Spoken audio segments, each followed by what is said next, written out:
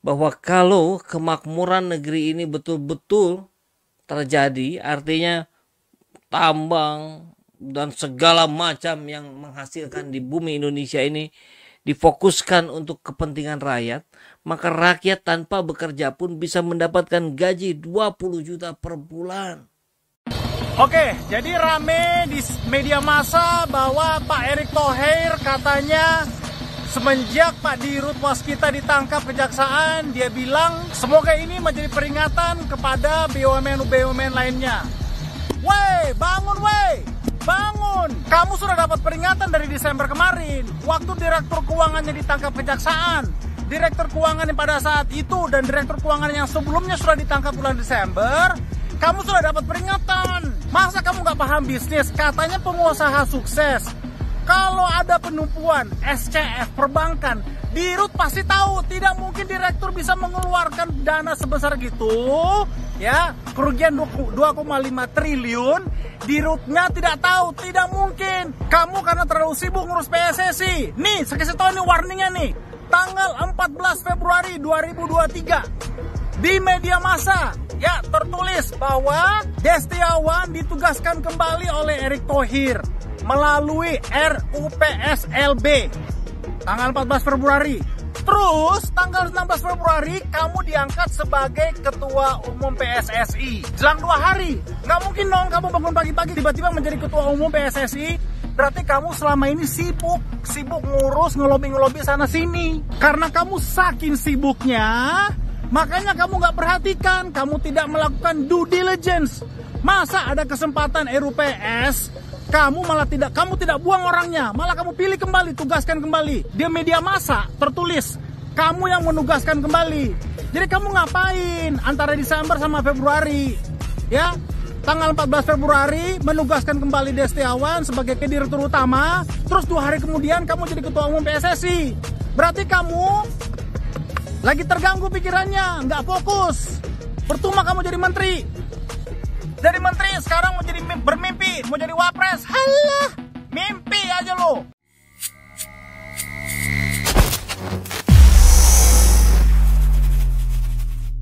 Bayar listrik kita tepat waktu, tapi PLN kok utang 500 triliun. Bayar BBM kita cash, Pertamina terlilit utang ratusan triliun.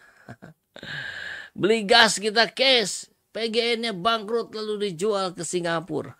Naik kereta kita bayar cash, PT KAI terlilit utang. Langganan air PDAM tepat waktu, PDAM-nya bangkrut. Beli pupuk cash, Pusri bangkrut. Beli semen cash, PT Semen Indonesia bangkrut. Beli beras cash, petani tetap miskin. Beli ikan cash, nelayan tetap miskin. Bayar asuransi tepat waktu, asuransi Bumi Putra dan Jiwasrayanya bangkrut. Bayar tiket Garuda mahal, Garudanya mau bangkrut. Bayar pajak rajin, APBN-nya jebol. Denda pajak juga dibayar, APBN-nya malah defisit. Beli pulsa telepon cash, Telkomnya bangkrut. Etol selalu diisi, BPJS terlilit utang. Bayar uang haji lunas, jemaah nggak bisa berangkat. Rakyat susah dan menderita saat pandemi, harta pejabatnya malah naik berkali-kali lipat. Rakyat bunuh-bunuhan rebut sejengkal tanah, BPN obral jualan hektar, jutaan hektar ke oligarki. Sejak 14 tahun yang lalu umat Islam nyaman beribadah, baru di era ini dituduh radikal, intoleran, dan anti-NKRI. Abraham Samad menyampaikan, kemudian kemarin dikutip lagi oleh Pak Yusuf Kala, bahwa kalau kemakmuran negeri ini betul-betul terjadi, artinya tambang dan segala macam yang menghasilkan di bumi Indonesia ini difokuskan untuk kepentingan rakyat, maka rakyat tanpa bekerja pun bisa mendapatkan gaji 20 juta per bulan.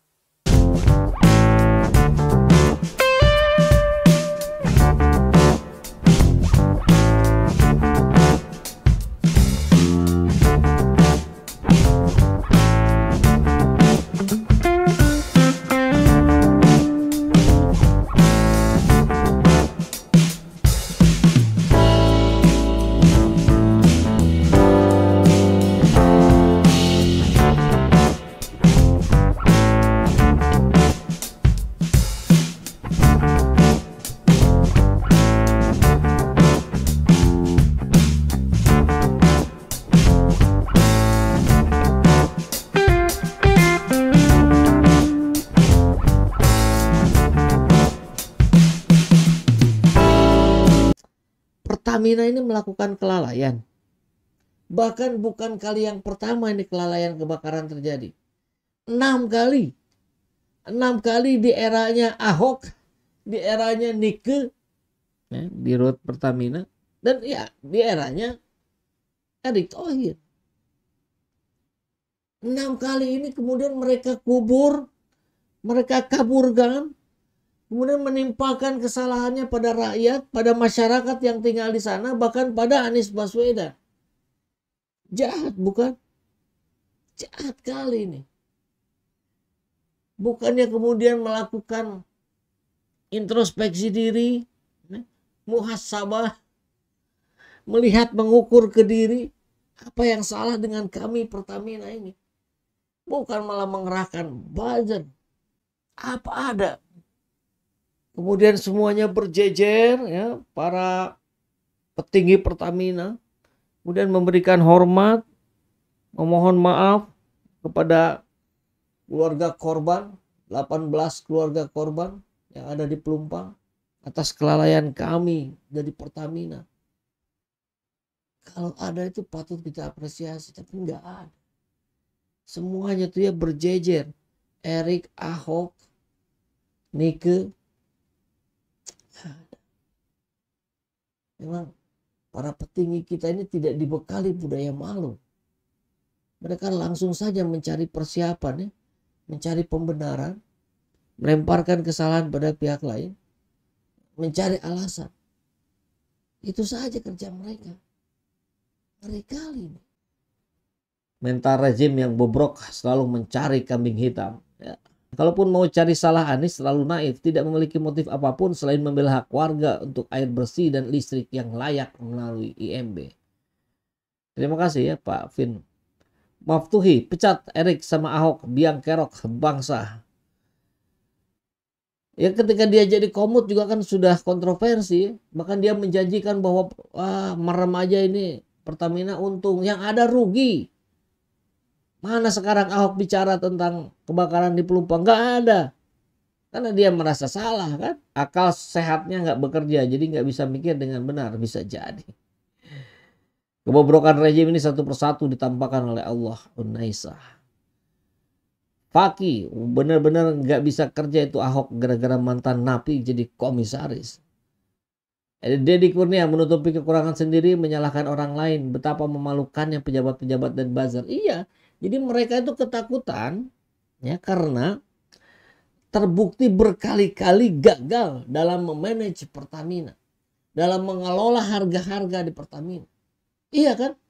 Sehingga apa yang terjadi? Mereka terus berburu kambing hitam seperti yang sahabat Aceh tadi sampaikan. Manusia model apa ini yang pimpin BUMN yang namanya Pertamina ini? Para supporter cheerleadernya juga lucu. Sudahlah, hentikan menyalahkan orang lain. Ngaca pada diri sendiri. SOP kerja dipatuhi. Introspeksi. Ini luar biasa ya. Masukannya Pak Muftahin. Ini akibatnya kalau si penista Islam jadi orang penting di Pertamina. Bukannya untung malah rugi terus. Bencana terus. Camkan itu wahai rezim. Mudah-mudahan rezim mendengar ya. Walaupun pura-pura tidak mendengar.